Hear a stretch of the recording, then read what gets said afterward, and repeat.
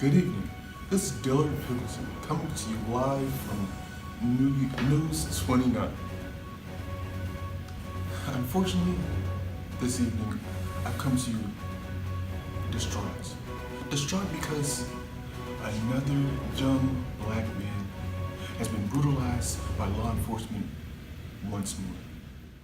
And on the scene we have Anchorman Tony Parker.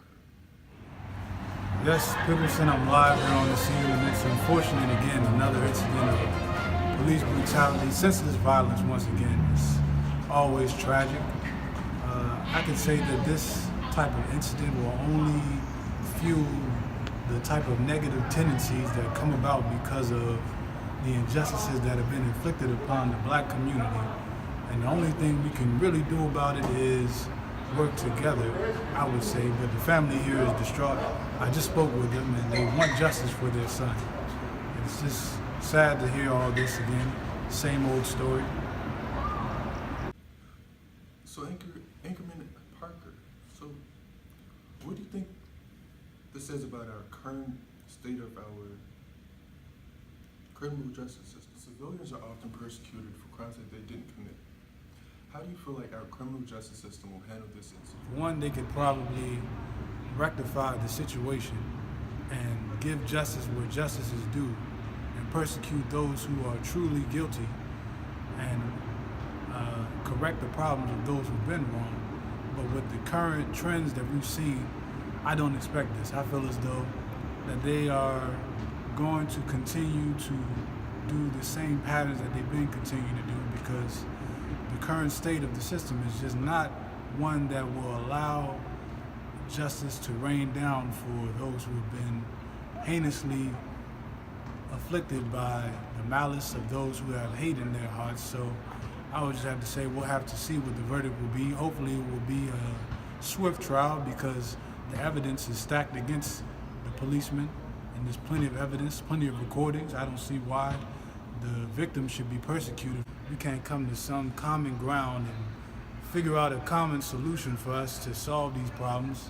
age-old problems that we've been dealing with for way too long now, and past generations have been dealing with. So I think that this will say that if we don't figure out how to reverse this condition, then we'll definitely fall victim to the condition and fall victim to the same pattern that's been happening over and over again. Not for one, I'm not a believer in gradualism, which is a belief that time will automatically solve the problem, as if time can solve all of our issues. No, I'm a believer in reform, and I'm a believer in action, and believe in that in the goodwill of people. And if people can work towards a common goal, a common good, then we can change and rectify these situations and make sure that they don't happen again, because they don't have to happen. They happen because of neglect. And how do you feel our criminal justice system will affect our society? But yes, Pickleson, people definitely have been upset in this city and in this town because of the injustice that has happened. There has been riots, and I don't condone riots for one. I think that we should find a more positive solution to these issues.